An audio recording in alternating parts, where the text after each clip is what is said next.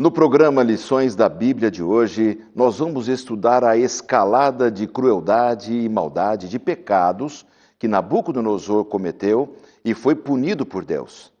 O programa está começando agora.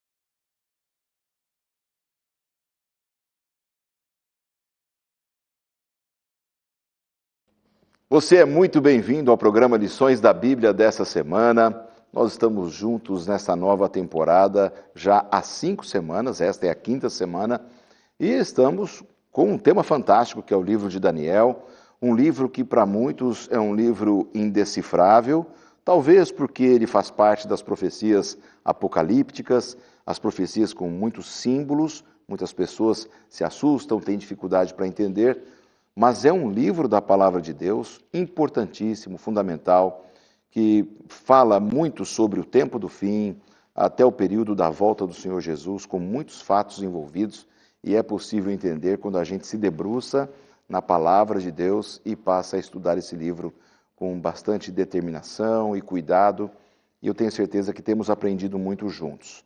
E o tema dessa semana é um tema muito importante para a gente entender assim como Deus está por trás da história e conduz tudo conforme Ele deseja.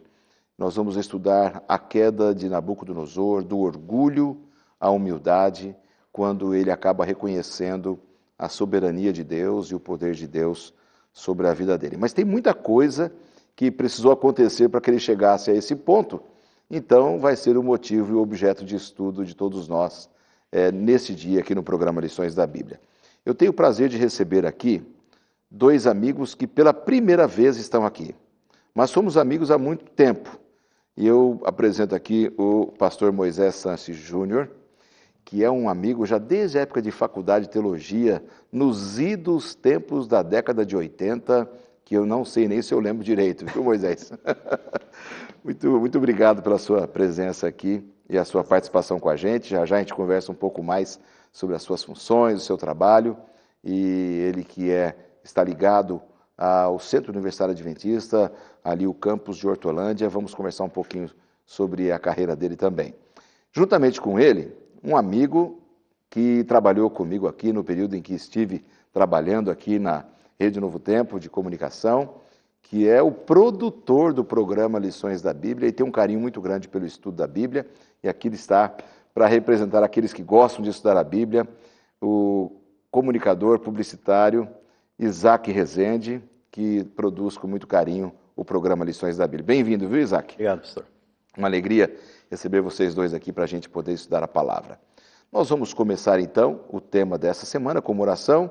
Vou pedir ao pastor Moisés que ore para nós, por favor. Okay. Oremos. Querido Pai, está nos céus, te agradecemos pela oportunidade que temos de aprender mais da Tua Palavra, de aprender mais da Bíblia, que as lições que estudarmos durante esses momentos possam, de alguma maneira, nos ajudar a modificar aspectos do nosso comportamento, mas principalmente melhorar a nossa comunhão contigo e nos preparar para encontrá-lo e para viver contigo eternamente. É o que lhe pedimos por Jesus. Amém. Amém. Muito bem, tema fantástico. Isaac, vou começar contigo aqui. Nabucodonosor era um homem extremamente orgulhoso, né? Quando a gente vê aqui a história desse capítulo, que nos impressiona o tamanho do orgulho, né? Se você for considerar um homem que em seu tempo governou o maior império de todo o universo ali conhecido, né, de todo o planeta ali, ele era um cara grandioso, né? A Babilônia era uma superpotência que já havia destruído outras superpotências como a Síria, Egito, e o cara estava no topo do mundo, né? E ele construiu para si realmente um império. Quando você vai estudar toda a estrutura da cidade de Babilônia, do país de Babilônia, era um negócio absurdo. Suas muralhas, seus portões, seus templos, o Jardim Suspenso, que era uma das maravilhas do mundo conhecido da época, era uma fortaleza praticamente impenetrável. Então, alguém que está sentado no topo de tudo isso, né, a tentação, a gente tem tentação assim de compra um Fusca e já fica todo orgulhoso, né? Eu ando no meu Corolinha 2004 todo pomposo. Imagina um cara que está sentado na superpotência de todo mundo conhecido da época. A tentação acho que é muito maior, né? Uhum. E o orgulho ele aflora mesmo quando a gente começa a observar muito esses grandes feitos da vida da gente, né? E o cara era muito famoso, muito importante, então ele tinha todo uma influência disso tudo que ele tinha feito para ser orgulhoso.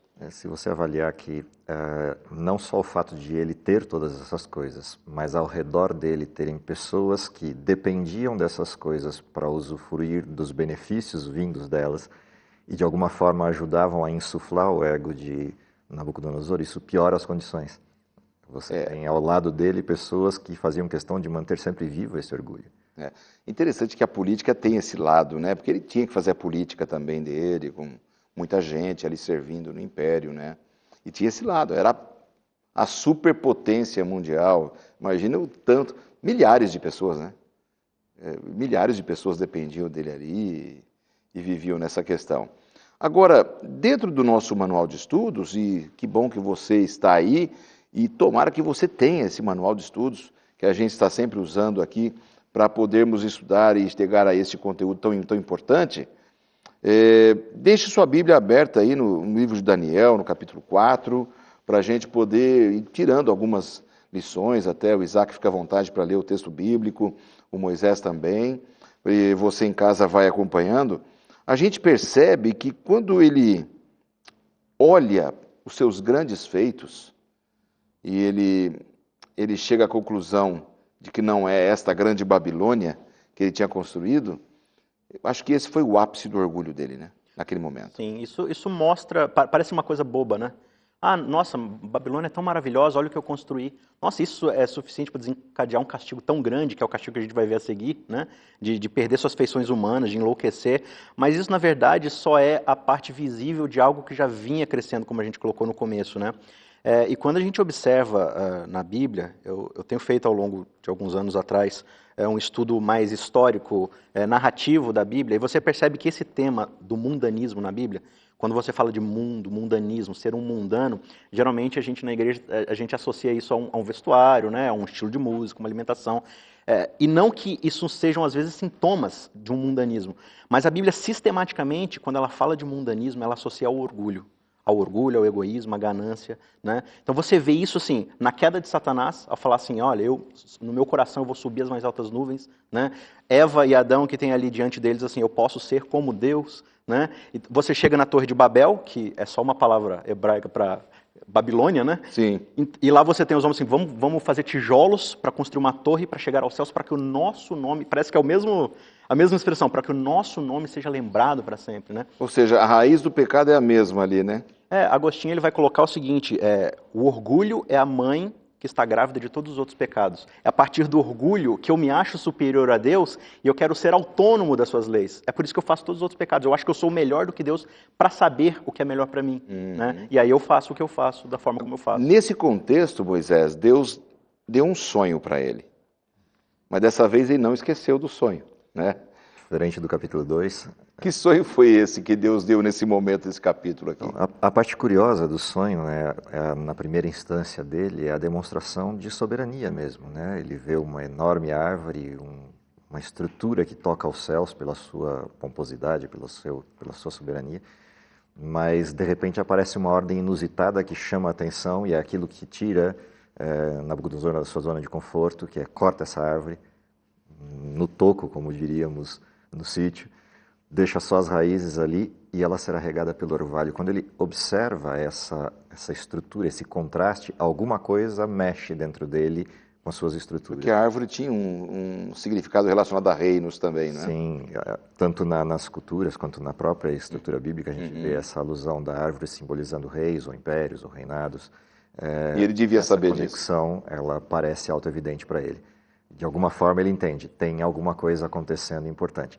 Se a gente lembrar que ele vem de uma história anterior de duas grandes situações, né? Uma estátua que ele constrói e uma estátua que ele vê num sonho, que é lembrado por Daniel, essas estruturas, de alguma forma, se conectam quando ele tem esse sonho. E aí alguma coisa mexe com ele a ponto de ele falar, não, preciso saber o que significa. E ele deve ter levado um susto muito grande, porque ele já entendeu o lance da árvore, deve ter se lembrado do sonho da estátua metálica, lembrou-se talvez da interpretação, mandou chamar Daniel.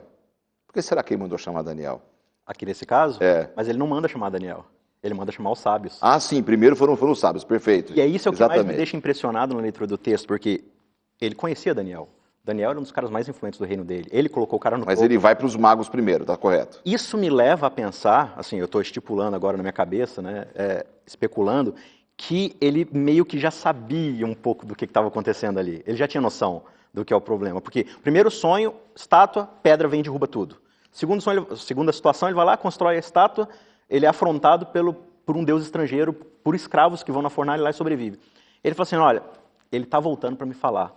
E se eu chamar Daniel, ele vai confirmar o que eu já sei. Vamos nos magos mesmo. Deixa eu chamar os magos, vai que eles têm uma resposta diferente, né? Então, eu vejo essa postura muitas vezes em nós, como cristãos ou como seres humanos. A gente fica indo até a Bíblia para tentar confirmar nossa própria vontade, né? A gente procura conselheiros espirituais, pastores. Não, deixa eu procurar um outro pastor que talvez ele tenha uma outra resposta para mim, né? Porque se eu for naquele, eu sei que ele vai falar algo que eu preciso mudar e eu não quero mudar isso aqui ainda, né? Então, primeiro ele não vai em Daniel. E tanto é que depois ele chama Daniel e fala assim, Daniel, você que é um cara sábio, que tem o espírito dos deuses, você que é capaz de interpretar. Cara, se você sabia tudo isso, por que você não chamou ele primeiro? Né? Então, você percebe que talvez Nabucodonosor ele já estava aflito porque ele tinha essa noção e a gente vai perceber o quanto isso vai mudar a vida dele. Agora, Daniel confirma para ele realmente o sentimento que ele já tinha, né? Quando Daniel fala, olha, a interpretação é essa aqui. Né? Então, com certeza, a casa dele caiu naquele momento. Ele não tinha mais o que dizer, né, Moisés? É interessante porque Daniel recupera erros, né? Ele traz uma sequência de recuperação de erros. Quais são os deslizes dele? Em que sentido ele, de alguma forma, comete equívocos? Até o ponto de, inclusive, deixar para ele um protocolo. Isso não tem retorno, mas tem uma saída. Isso não tem como escapar, mas tem um jeito de você amenizar a situação. Então, esse companheirismo de Daniel com Nabucodonosor também é algo que aparece embutido no texto. Ele entende o que está acontecendo com o rei, apesar de saber do que se trata todo o protocolo da visão, entende a tal ponto de tratá-lo bem, tratá-lo com carinho na forma de apresentar aquilo que é o resultado. Ou seja, ele não esconde o resultado, ele não esconde o que vai acontecer. Isso me faz lembrar a primeira vez que Daniel falou com ele, quando da interpretação do sonho, e ele é cuidadoso em dizer, tu, ó rei, é rei de reis, exalta Nabucodonosor, e rapidamente depois, na sequência, diz para ele, olha, só que teu reino não vai durar para sempre, virá um reino depois do teu, e que será seguido por um terceiro, só que esse segundo não vai ser tão bom quanto o seu. Ou seja, existe uma cumplicidade bastante ética entre Daniel e o rei, apesar de ele ser Ele foi cuidadoso. íntegro nisso. Mas ele disse, né? Ele foi bem cuidadoso mesmo. Agora, ele faz uma pergunta, assim, Nabucodonosor, desculpa te cortar, Isaac, mas, assim, Nabucodonosor, ele tenta justificar, né? Pô, mas olha a Babilônia que eu construí. Sim. Gente, não é linda? Né? Por que eu tenho que pagar agora, né? Fazer uma coisa tão boa, tão bonita? Justamente assim, né? O sonho já mostrou o quanto que o reino é poderoso, o tanto de animais, de seres que vêm se alimentar da minha árvore, pegar minha sombra. Olha essa grande Babilônia, que ela é tão boa para todas as pessoas, né? Que todo mundo se beneficia dela. É a típica visão do político que senta no seu berço de ouro, né? E aí Daniel chega e fala assim da parte de Deus, mas você está negligenciando o órfão, a viúva, o cara que está marginalizado, você está... Então, será que o teu reino, que é tão grandioso, esqueceu dos que são tão pequeninos? Essa é a grande acusação que Deus tem contra a Babilônia. Ele usou mão de obra escrava, né? Ele usou mão de obra escrava para aquilo, não tinha como construir se não fosse dessa forma, né? E aí foi a condenação de Deus. E não é pouca mão de obra, se você avaliar o tempo de construção, a maneira como aquilo é feito, tinha muita gente envolvida e muita gente provavelmente morreu nesses processos de construção, ou seja, tem uma história sendo construída aí atrás. Ele chegou ao domínio pisando naqueles mais necessitados, né? Exato. Interessante, né, Isaac, como Deus ele vê com carinho o necessitado, né? Há algum tempo a gente teve uma lição aqui no programa, um manual de estudos que abordou bem isso aí. Como Deus se preocupa com o necessitado, aquele que está sofrendo. Isso deveria deixar a gente ligado, né? Preocupado em ajudar mais as pessoas que precisam, né? E se você prestar atenção, Israel está no cativeiro babilônico por causa de várias e várias advertências proféticas, dizendo, vocês estão negligenciando os necessitados, né? Você estuda a história de Salomão, toda a grandeza de Jerusalém nas mãos de Salomão tem envolvimento de mão de obra escrava, de impostos altíssimos, né? Aí vem um Isaías para falar assim, olha, vocês vêm aqui bonitinho, oferecer oferta, oferecer sacrifício, né? Mas a mão de vocês está suja de sangue. Ele fala assim, eu tenho nojo dos holocaustos de vocês, eles me fazem querer vomitar. Por quê? Porque Deus ele não está avaliando a ação estética do sacrifício. Ele está falando assim, vocês vêm até mim para oferecer um sacrifício, dizendo assim, o Senhor é generoso, o Senhor é misericordioso, mas você não trata o servo, o escravo, o marginalizado, como se ele fosse a imagem de Deus. Então Israel está ali por causa disso, né? Usando Nabucodonosor para isso. Só que agora ele está falando, Nabucodonosor, apesar de eu ter te usado, né, para poder ser pedagógico com crimes do meu povo, não pense que você está isento, né? Então eu estou te avisando, já te avisei uma vez, já te avisei 2 vezes, esse é o meu 3º aviso. Muda, e Daniel fala, muda, cuida do pobre, atente aos necessitados, que aí talvez a tua sorte vai mudar, né? Então ele avisa. Ele não deixou de ser avisado, né? Quer dizer, o povo de Israel não deixou de ser avisado, eles transigiram ali com essa vontade de Deus e acabaram pagando com essa punição do cativeiro. E agora vem Deus e cobra de Nabucodonosor de novo essa injustiça social. Realmente Deus ele não gosta quando alguém é humilhado e especialmente o necessitado, né? Principalmente porque as pessoas não tinham opção. Não é só o fato de ele humilhar e de ele pisar as pessoas não tinham nenhuma alternativa de sair disso, o que leva a uma condição bastante complexa de vida. Você acaba perdendo, em algum sentido, a sua identidade. Quando alguém te leva a essa condição, você perde a dignidade de ser, perde quem você é. E não há nada que fira mais Deus do que atacar aquilo que é mais precioso na criação de Deus, o livre-arbítrio, a possibilidade de ser, a possibilidade de escolher. E é isso que, de alguma forma, Nabucodonosor roubava dessas pessoas. Com certeza. Bom, gente, nosso papo está ótimo, o tempo está passando muito rápido, tenho certeza que você está gostando. Próximo bloco nós vamos estudar sobre a advertência do profeta para com Nabucodonosor e como Deus tem domínio sobre todas as coisas. Não saia daí, nós voltamos já.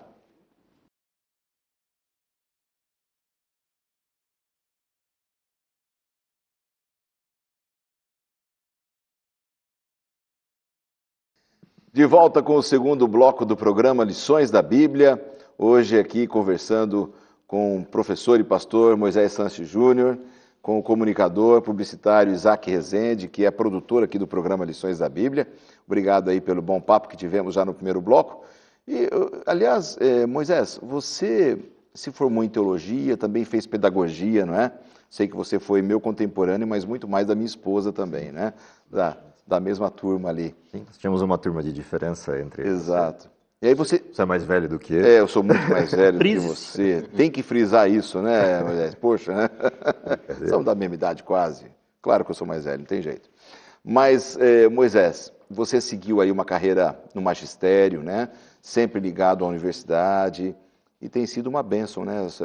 Hoje você é professor de várias áreas ali no NASP? Eu dou aula em vários cursos, minhas áreas de formação acabaram derivando aí para 4 grandes linhas, né? Na área de pedagogia, a linha de fundamentos, filosofia, história da educação, etc. E a área de legislação e normas educacionais e aspectos ligados à deficiência, pessoas com desabilidades. Essa é uma área que eu tenho me dedicado na educação. E nos outros cursos, matérias religiosas, por conta da teologia e algumas matérias no curso de Direito. Oxe, então tem uma carga boa lá para você trabalhar, né? Eu aproveito para mandar um abraço aqui aos amigos do NASP, de todos os campos, e especialmente ali do campus onde o Moisés é professor, é pastor e trabalha com muito carinho e dedicação ali. Um abraço aos alunos também, à diretoria ali, aos pró-reitores, são amigos. Que Deus abençoe a todos. Obrigado por terem liberado também ao pastor e professor Moisés para estarem com a gente aqui gravando o programa Lições da Bíblia. Aí o Isaac, eu converso no 3º bloco um pouquinho contigo, tá bom? Eu quero aproveitar esse momento, antes da gente retomar aqui o estudo, e oferecer para você sempre a oportunidade de estudar a Bíblia. Você já sabe, mas não custa relembrá-lo, que a TV Novo Tempo, a Rede Novo Tempo como um todo, não apenas a TV, a rede de rádios, os nossos conteúdos da web, sempre oferecem a você a oportunidade de fazer um curso da Palavra de Deus. E é muito importante você conhecer a vontade de Deus e saber o que Deus deseja para a sua vida, para a minha vida, quando a gente estuda o texto bíblico e entende a revelação de Deus para a nossa vida. Por isso que a Novo Tempo oferece sempre esses cursos para você. Nesta temporada, nós estamos oferecendo um curso virtual que você pode fazer através do seu celular, ou do seu computador, ou quem sabe do seu tablet. Você entra no site biblia.com.br, está aparecendo aqui na sua tela, biblia.com.br, e aí você vai procurar o curso bíblico Descobertas Bíblicas. Esse é um curso digital que você faz virtualmente, não precisa da revista em papel. Você basta entrar, fazer o seu cadastro, que é o nome, endereço direitinho, e você já fica com um estudo bíblico liberado para você fazer, tá certo? Descobertas Bíblicas é o nome do curso bíblico que estamos oferecendo para vocês nesta temporada.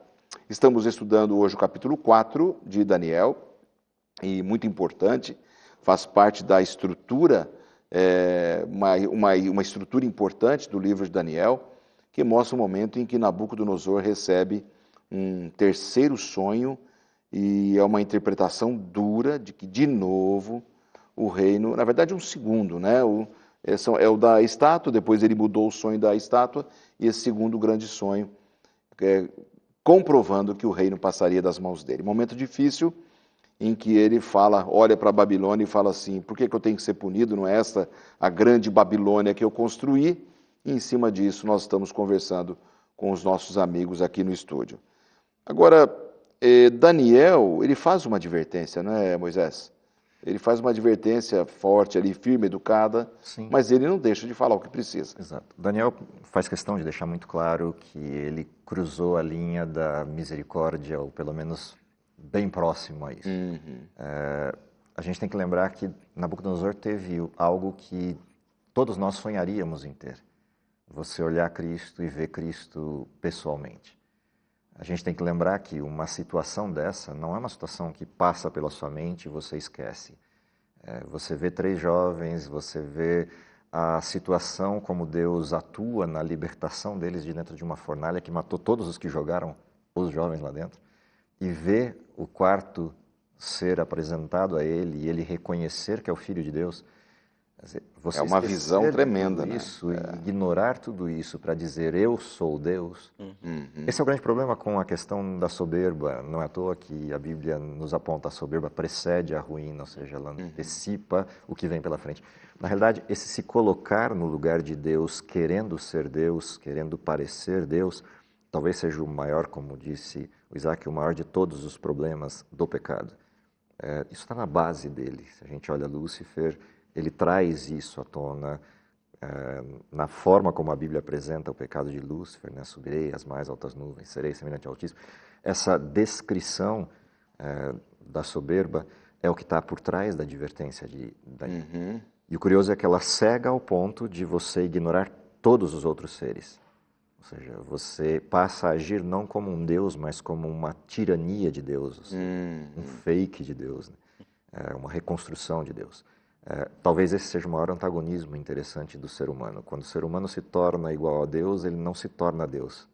Se torna o oposto, a antítese. Exatamente. É exatamente o que a gente vê na cena. Legal, muito bom. É incrível, assim, porque essa coisa de querer ser a imagem de Deus, a imagem do Deus vivo, né? A expressão para isso é Tselem, né? A imagem de Deus. Então, os reis, eles eram chamados de Tselem. Esse Deus aqui... Faraó, por exemplo, é a imagem dessa divindade aqui, faraônica, né, egípcia. Esse babilônico aqui, Nabucodonosor, ele é Tselem dos deuses babilônicos. E quando Deus ele cria o ser humano, ele fala assim, façamos para nós o ser humano como Tselem do Deus vivo. Então, o ser humano ele já carrega em si a imagem do Deus vivo. A criação ela é feita de uma hierarquia. E Deus fala assim, você, ser humano, está acima do resto da natureza. Porque você é meu representante na Terra, você é minha Tselem, você é minha imagem. Né? E o ser humano, ele olha para isso e fala assim, ser uma Tselem, ser uma imagem não é o suficiente. Eu quero ser a própria coisa, eu quero ser o próprio Deus. E a ironia da coisa, Quero como o tomar o pastor teu falou, lugar. a ironia da coisa é que quando ele quer ser mais do que ser humano, ele se torna menos do que ser humano. Porque o ser humano está aqui e o animal está aqui. O ser humano, quando ele quer estar aqui no lugar de Deus, ele vem para cá, no lugar do animal. Essa é a grande mensagem que eu acho que acontece ali no capítulo 4. Né? Aliás, se você olhar no texto da lição, é exatamente a ponte que você faz com Romanos, né? Quando você vai a Romanos capítulo 1, Exato. vai lá nos versos 16 em diante e observa o texto, quando o ser humano tira essa referência que é Deus, a referência que é posta no lugar, curiosamente, não é ele mesmo, porque resta um vazio. E aí ele acende a natureza ao lugar de Deus, animais ou outros elementos da natureza. Ele não ocupa o lugar de Deus, ele põe outra coisa no lugar dele. Interessante que isso é um ciclo, né? É um ciclo. É um ciclo vicioso ali. Você percebe que naquele que é o pai do orgulho, né, que surgiu no coração de Lúcifer, ele fez numa outra proporção, mas semelhante. Sim. Ele foi seguindo esse mesmo ciclo.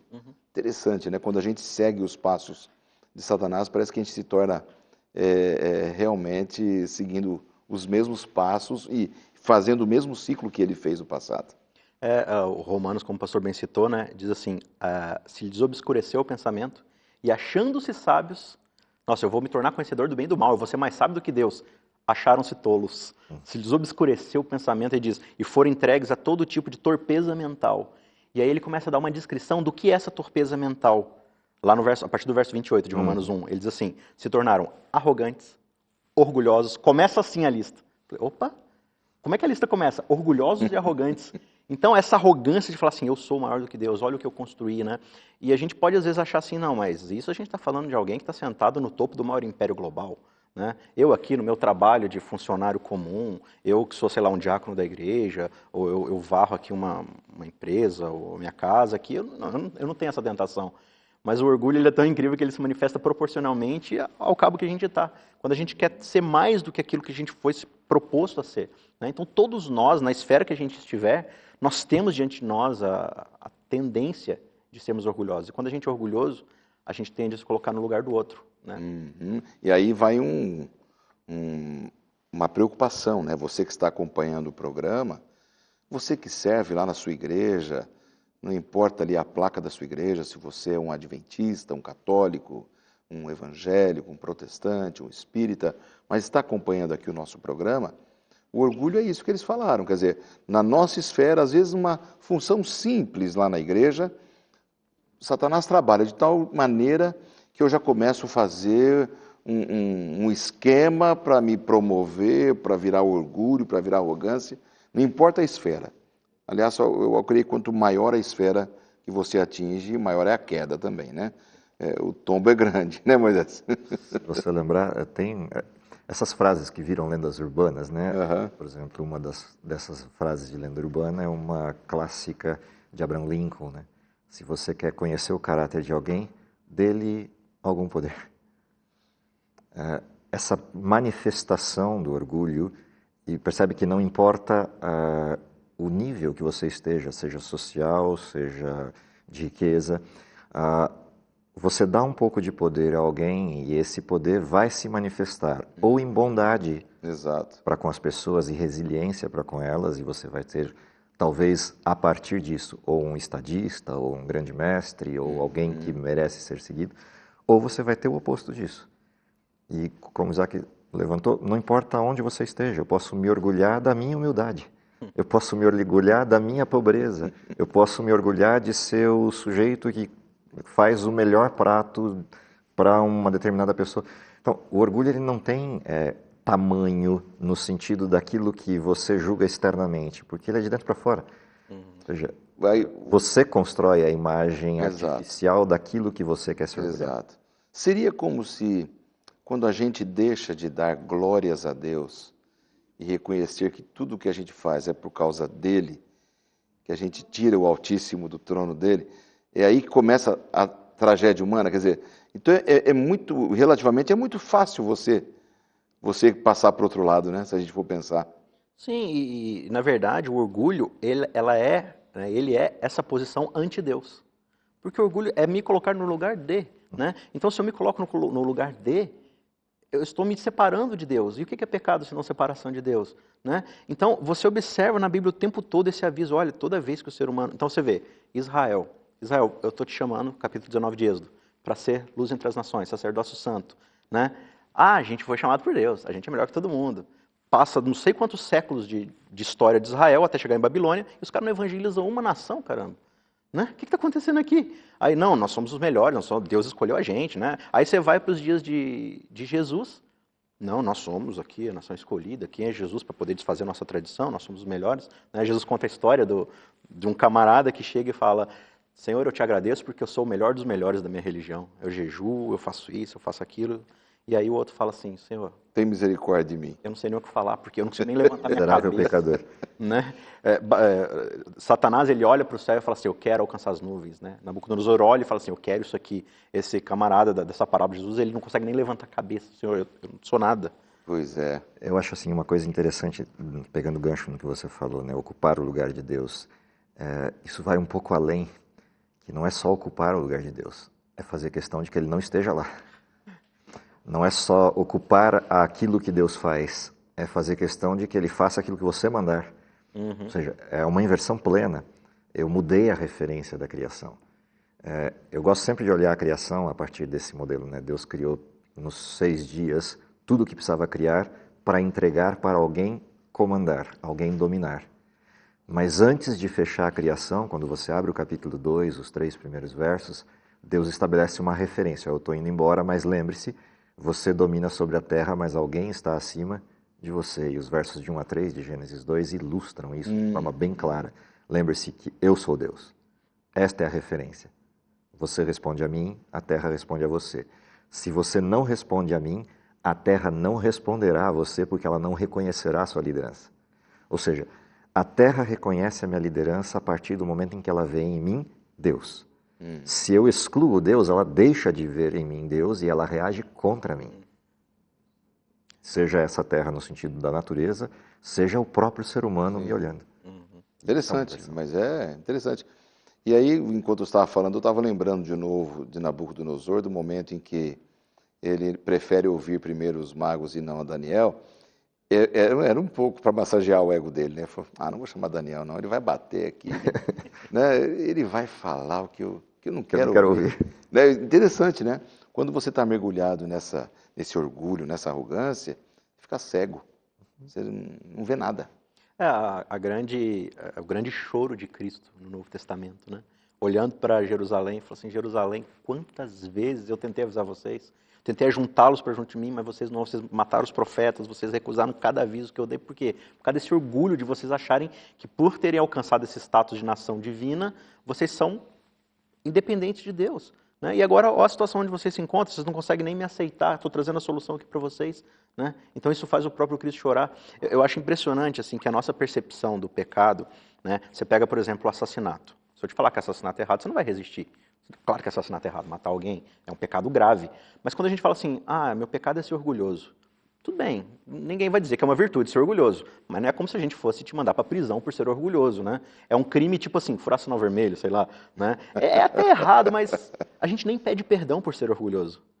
E a Bíblia diz pra gente assim, olha, por exemplo, aqui em Provérbios 8:13 diz assim: temer ao Senhor é odiar o mal. Eu odeio o orgulhoso e o arrogante, e o mau comportamento e o falado perverso. Diz um outro verso aqui, né, Provérbios 15:25, o Senhor derruba a casa do orgulhoso, mas mantém intactos os limites da propriedade da viúva. Então tem vários provérbios assim, né? Há 6 pecados que Deus odeia. O primeiro é o olhar altivo, né? Então assim, se eu olho para um pecado que Deus fala que quer destruir, que vai acabar com quem está se lidando com ele, que o afasta dele, eu vou tratar isso como um pecado leve, como um pecado que eu não preciso me arrepender. Então, quando eu entendo que o orgulho é justamente o que vai levar à ruína, esse pecado é o que eu mais preciso pedir perdão e pedir que o Santo Espírito... A gente deveria chorar por ele, né? Porque todos nós somos afetados pelo orgulho, né? Você estava falando que quer conhecer uma pessoa, dê o poder, e é verdade, é verdade.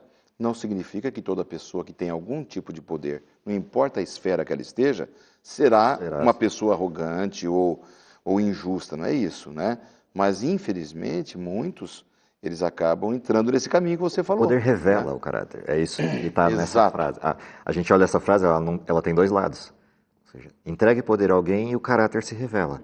Ou ele será benevolente, será compassivo, ou ele será tirano, autoritário. O poder, ele tem essa capacidade, né, essa alternativa de dividir o ambiente e mostrar claramente o que estava por dentro da pessoa. Se ela era íntegra, o poder só tornará mais visível essa integridade. Se, por sua vez, ela não é, o poder vai tornar aquilo que estava escondido aparente. E a mim me parece que a pessoa que entra por esse caminho, ela usa as outras pessoas para no final só ela aparecer. É interessante isso, né? Vocês já comentaram longamente sobre isso, não precisamos mais reexplicar, mas é bem isso. A pessoa usa os outros para no final apenas ela aparecer. E Nabucodonosor fala, não é esta a Babilônia que eu construí, ignorou todo mundo que sofreu por aquilo. Próximo bloco nós vamos estudar o que foi que aconteceu com Nabucodonosor, a tragédia na vida dele e o restante do capítulo 4 vamos abordar com vocês. Não saia daí.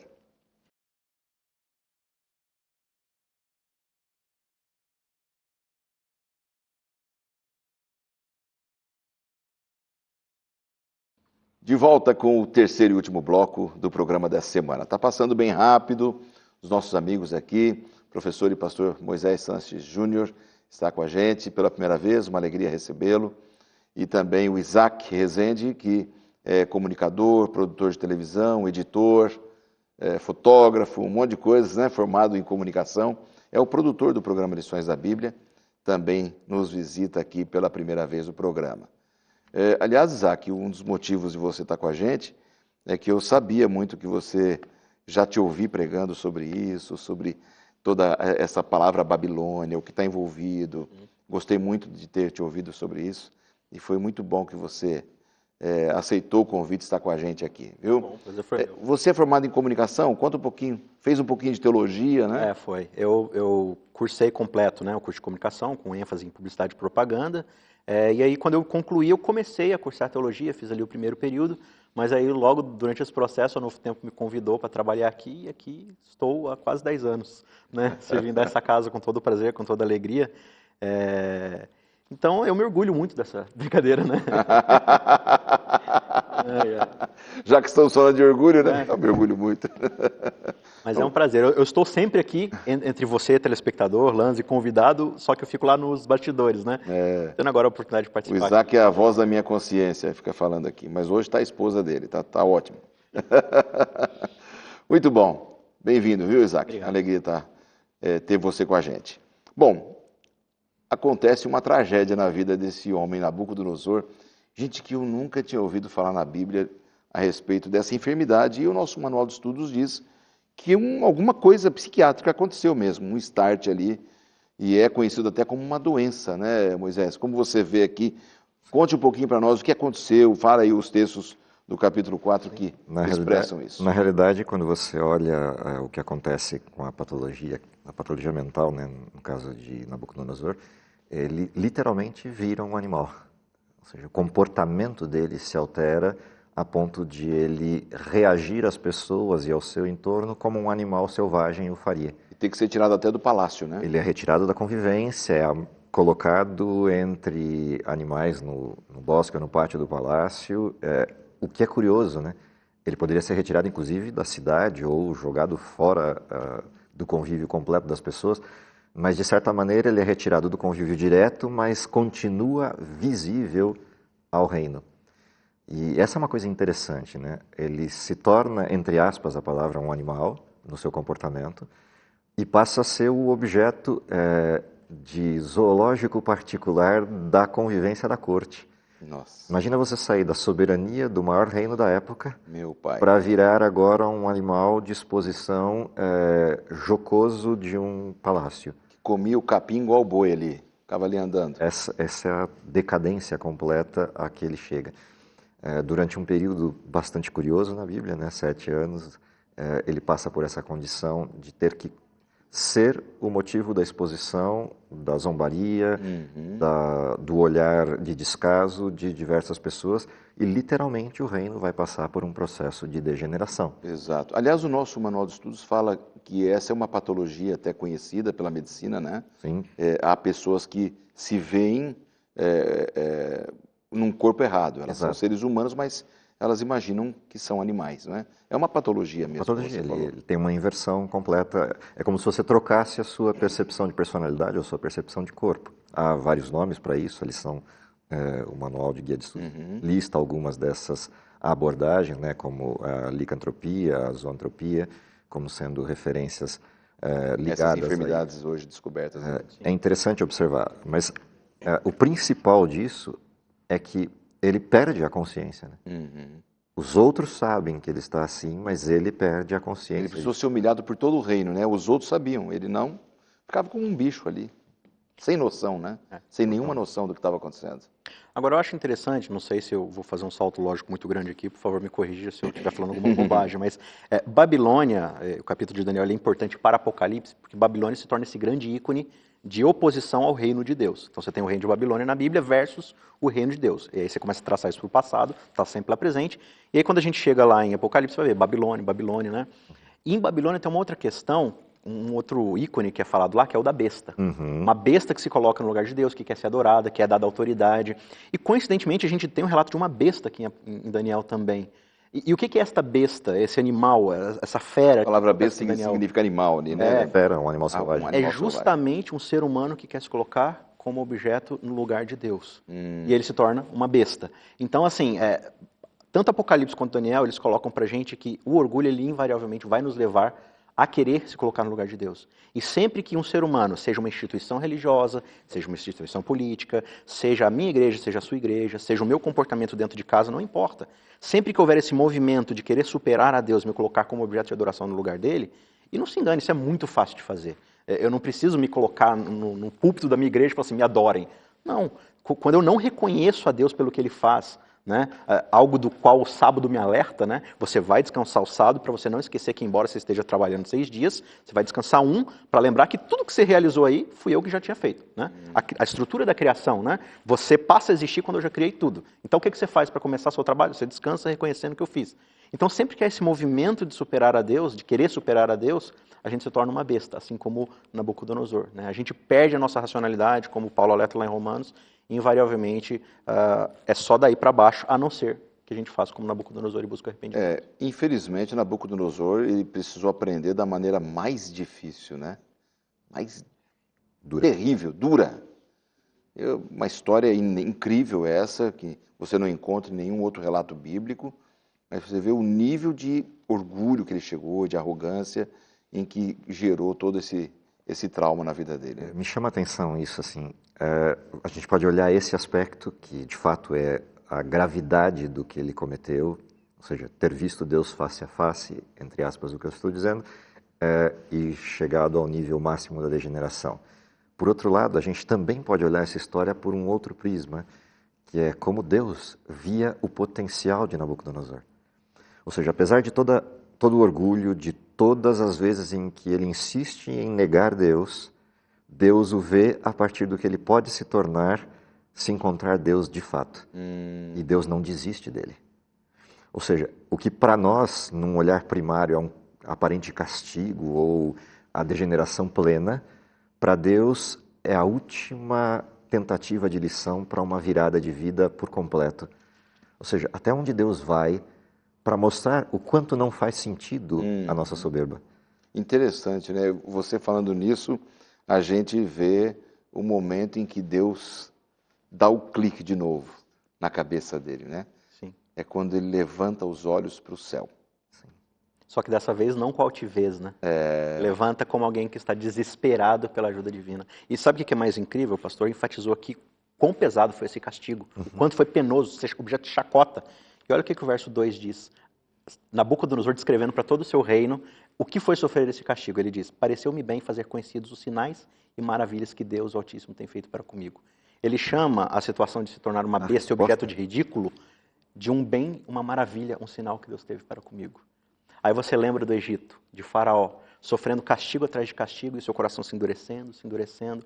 É bem interessante que você chega na praga lá do granizo, e quando Moisés anuncia o granizo, o texto diz assim, e alguns serventes da casa do Faraó que temiam ao Senhor foram lá recolher seus animais. Ou seja, as pragas iam caindo, o Faraó ia se endurecendo, mas gente atrás dele ia amolecendo o coração. Então você vê que é uma escolha pessoal. Essa postura houve com o Faraó e ele foi até o final obstinado.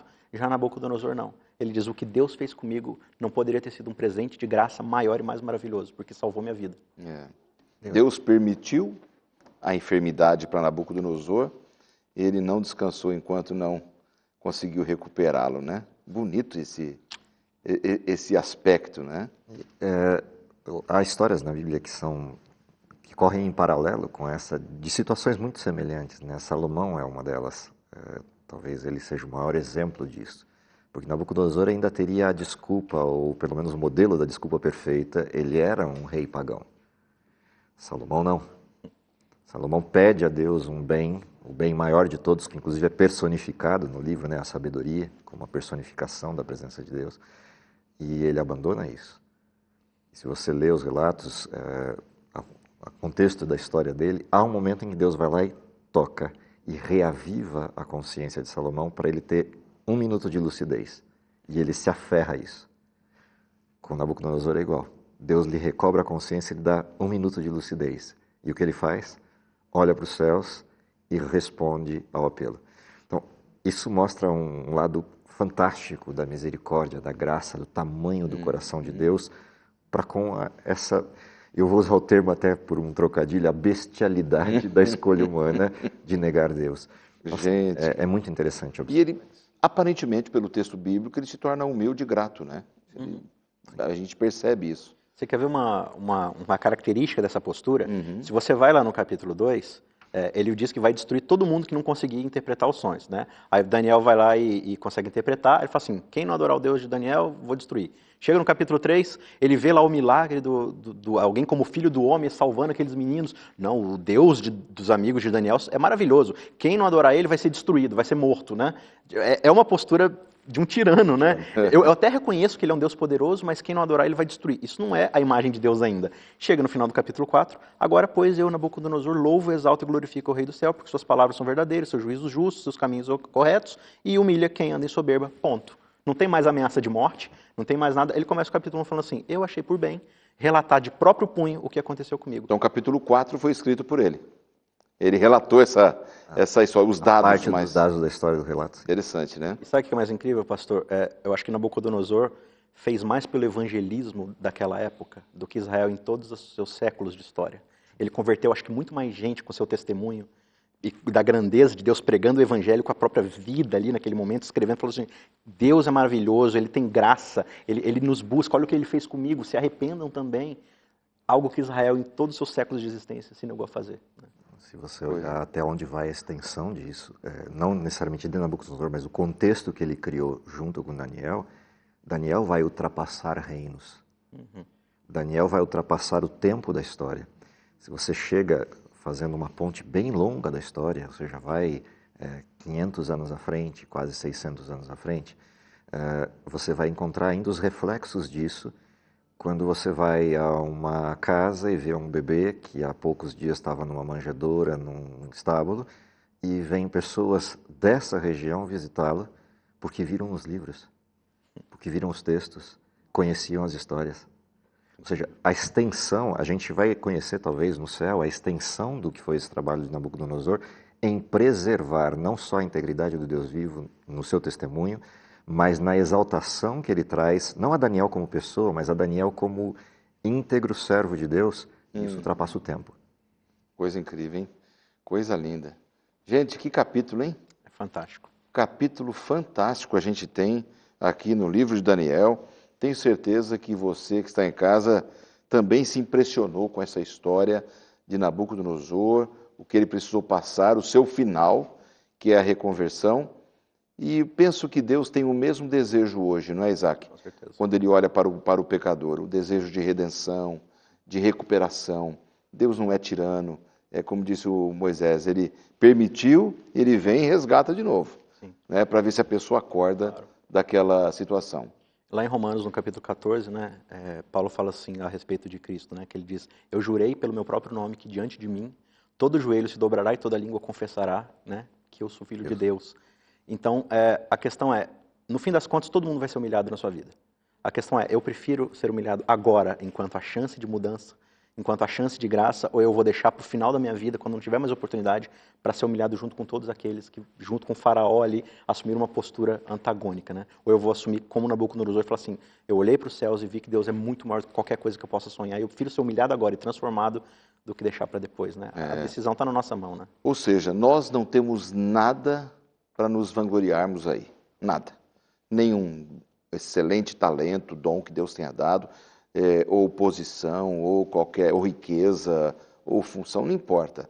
Nada disso deve ser motivo de orgulho, de arrogância, de egoísmo, de vanglória, porque Deus exalta aqueles que são humildes, né? Se você quer ser exaltado, tem que ser humilde. Ô, gente, foi muito bom, viu? Amém. Gostei demais, eu acho que os amigos em casa também gostaram muito aqui do nosso bate-papo, desse capítulo 4, fantástico do livro de Daniel. Obrigado, viu, Moisés, que Deus continue te abençoando muito. Semana que vem, o professor e pastor Moisés Sanches Júnior estará com a gente de novo, e também o Isaac. Obrigado, viu, Isaac, por você ter participado com a gente aqui, foi muito bom, e eu tenho certeza que os amigos em casa gostaram muito de todos os conceitos que vocês falaram, e na semana que vem nós estaremos aqui com mais um tema importante do livro de Daniel, dentro da temática dessa temporada, e eu tenho certeza que poderemos contar com a sua audiência de novo. Nós nos vemos aqui no programa da próxima semana, se Deus quiser. Até lá, um forte abraço.